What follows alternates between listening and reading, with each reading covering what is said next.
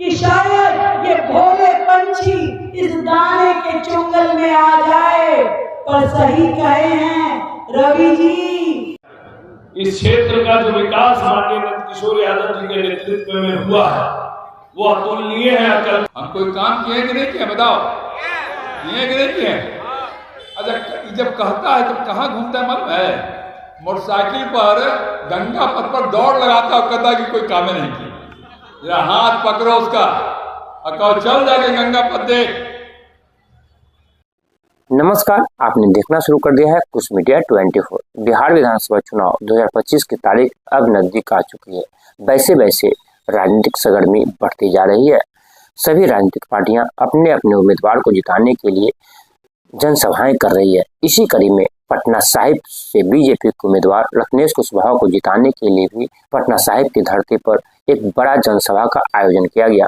इस आयोजन में दिल्ली के मुख्यमंत्री रेखा गुप्ता भी पहुंची, जहां उन्होंने सभा को संबोधित करते हुए विपक्षियों पर जमकर हमला बोलते हुए पटना साहिब से बीजेपी के उम्मीदवार रत्नेश कुशवाहा को भारी से भारी मतों से जीत दिलाने की जनता से अपील की है। आइए उनके बातों को सुनाते हैं, क्या कुछ विपक्षियों पर निशाना साधते हुए पटना साहिब की जनता से अपील की है। वहीं जनसभा में पटना साहिब सांसद रविशंकर प्रसाद, बिहार विधानसभा अध्यक्ष नंदकिशोर यादव, किसान आयोग के अध्यक्ष रूपनारायण मेहता समेत अन्य बीजेपी के नेता और अन्य घटक दल भी इनके साथ इस सभा में उपस्थित रहे। ऐसे ही ताजा तरीन खबरों से जुड़े रहने के लिए हमारे चैनल को लाइक, सब्सक्राइब और शेयर करें। कुश मीडिया 24 के लिए पटना से अरुण कुमार।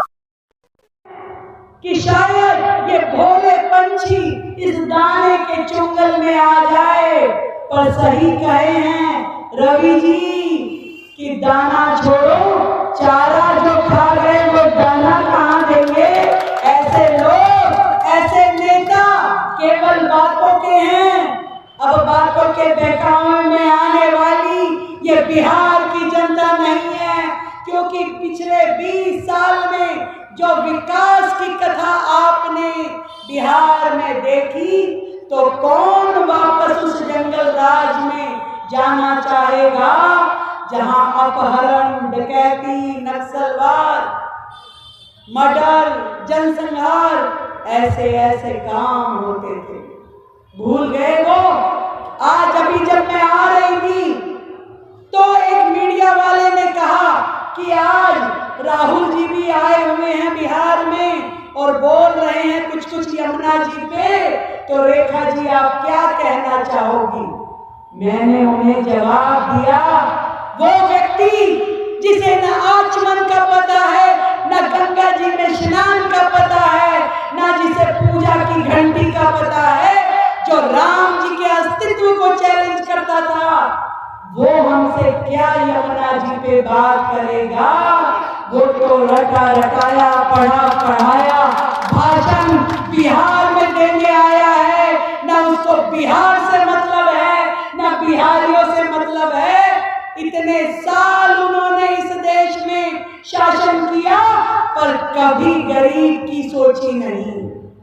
अगर गरीब की सोची होती, उनकी नौकरी की सोची होती, उनको आगे बढ़ाने की सोची होती, तो 65 साल के अपने राज में पूरे देश में कोई गरीब न रहता।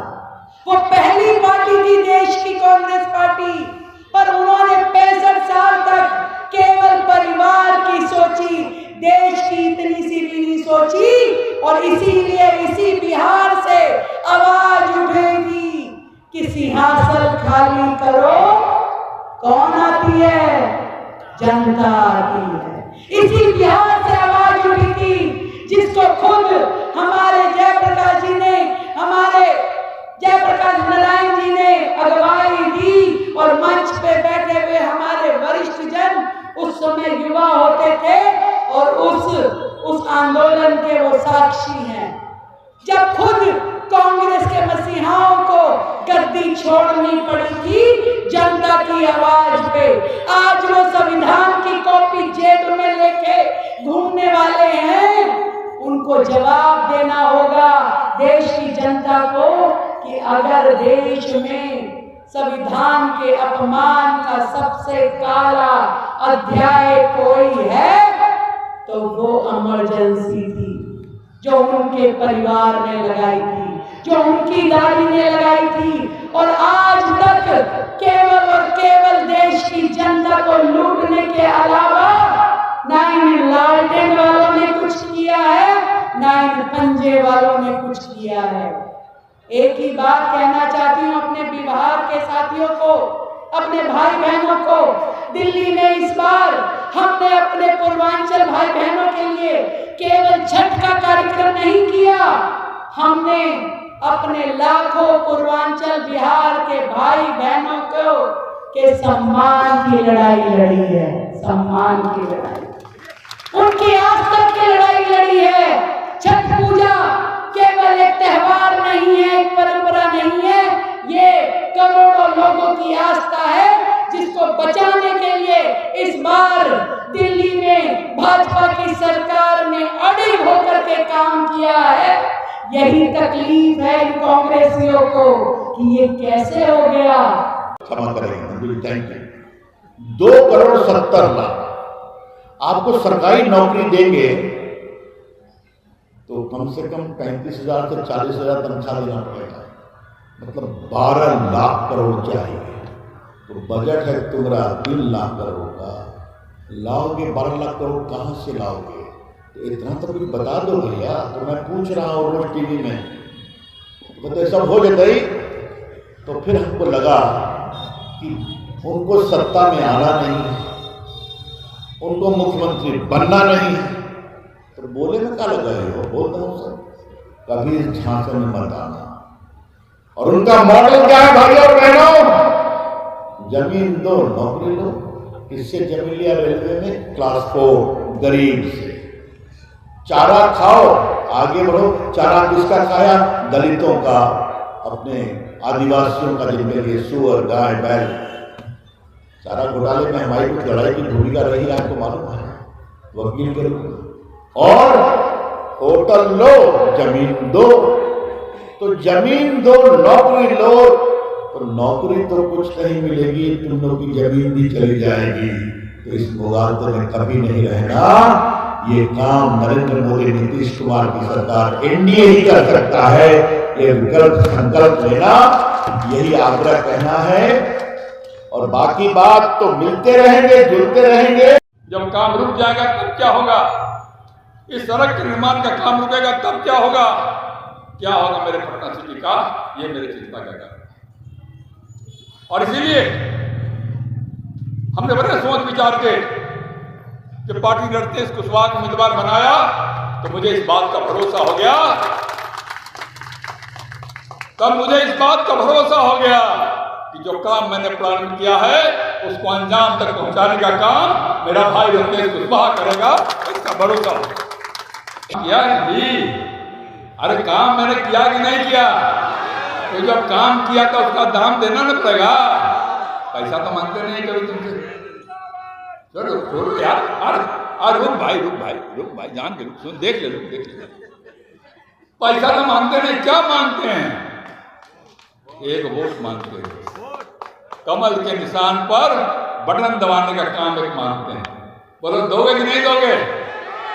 एक बात याद रखना भाई, 85 के बाद से कांग्रेस को है जमीन, पैर रखने की जमीन हमने नहीं दी आपके आशीर्वाद से। आज जब का तो नामो निशान नहीं रहने दिया। यहाँ जिस कांग्रेस को हम लोगों ने गंगा के किनारे फेंक दिया है, वो कांग्रेस फिर से जिंदा होकर के पटना साहिब के लोगों का शोषण करना चाहती है। उसको जिंदा होने दोगे? नहीं ना। तो कमल का फिर से फूल खिलाओगे, एनडीए के उम्मीदवार को जिताओगे, विकास के काम का मोल दोगे कि नहीं दोगे? दोगे तो कैसे? तो रत्नेश को जिताओगे ना। अरे कमल का बटन फिर से दबेगा ना। लेकिन जितना वोट मुझे आया था उससे 1.5 गुना वोट इसको आना चाहिए। भाई हम तो बुढ़ा हो रहे हैं, ये जवान है, ज्यादा काम करने वाला है और मेरे सारे अधूरे काम को पूरा करेगा। इस बात की गारंटी नंदू यादव देता है, इसका विश्वास आपको दिलाना चाहता हूं। यार डिस्टर्ब करो, नहीं करो प्लीज।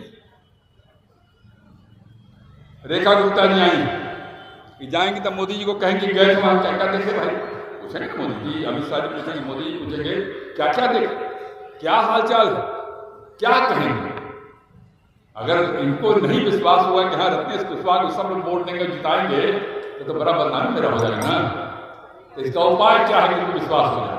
एक बार जोर से ताली बजा दो रत्नेश कुशवाहा। जो लोग नहीं बजा रहे वोट नहीं देगा ना, जो नहीं बजा रहा नहीं देगा, देगा कि नहीं देगा? जोर से बजाता है और एक बार जोर से। नेतृत्व में गाय घाट में विद्यार्थी और युवाओं के लिए ITI का, जिससे कि हुनर का डेवलपमेंट हो और हमारा पटना साहिब का यूथ हर घर में कुटीर उद्योग और सेल्फ एम्प्लॉयमेंट जनरेट कर सके, वैसा ITI इंस्टीट्यूशन का काम हुआ है। गुरु गोविंद सिंह अस्पताल में 30 बेड का ICU का काम चालू हुआ है। मंगल तालाब को फिर से सौंदर्यीकरण के लिए करोड़ों की योजनाएं माननीय नंद किशोर यादव जी के नेतृत्व में हुआ है। नंद किशोर यादव जी ने बहुत काम किया है मित्रों। माननीय नीतीश कुमार जी, माननीय हमारे भारतीय जनता पार्टी के नेतृत्व NDA सरकार ने पूरे बिहार के विकास के लिए इंफ्रास्ट्रक्चर का काम किया है, इंडस्ट्रियलाइजेशन का काम किया है। आज बिहार में एथेनॉल इंडस्ट्री का हब बन चुका है।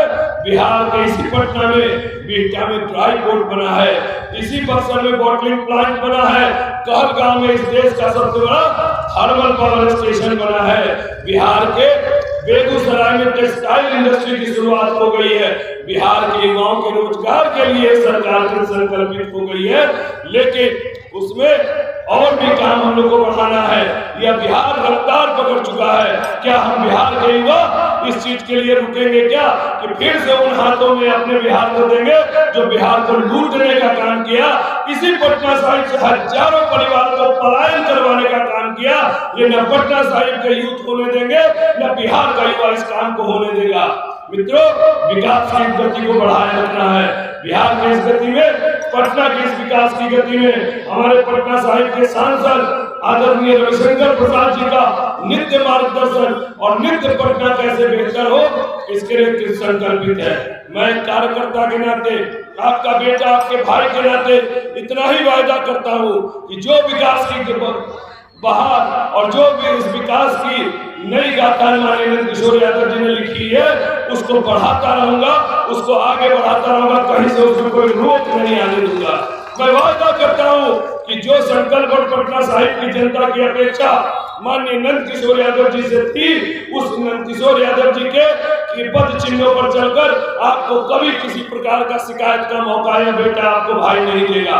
मैं वादा करता हूं कि पहले मैं भारत सरकार को पटना हाईकोर्ट में रिप्रेजेंट करता था, लेकिन अब एक वकील के नाते मैं पटना साहिब की जनता का वकालत करूंगा और बिहार विधानसभा में अगर आपने भेजा तो आपकी बुलंद आवाज बनकर पटना साहिब के विकास के लिए काम करूंगा और सरकार से लड़ना भी पड़े तो पटना साहिब के विकास को अछूता नहीं होने दूंगा। इतना ही वायदा करते हुए इतना आप लोग से आशीर्वाद मांगता हूं कि इस बेटे को आशीर्वाद दीजिए कि आपकी सेवा करने के लिए, आपके विकास की, आपके आकांक्षाओं पे खड़ा उतरने के लिए मेरे में ऊर्जा आए, ताकत आए, शक्ति आए। इतनी ही आपके आशीर्वाद की आकांक्षा के साथ मैं अपनी बात को समाप्त करता हूं। आप सभी को प्रणाम करता हूं। बहुत बहुत धन्यवाद।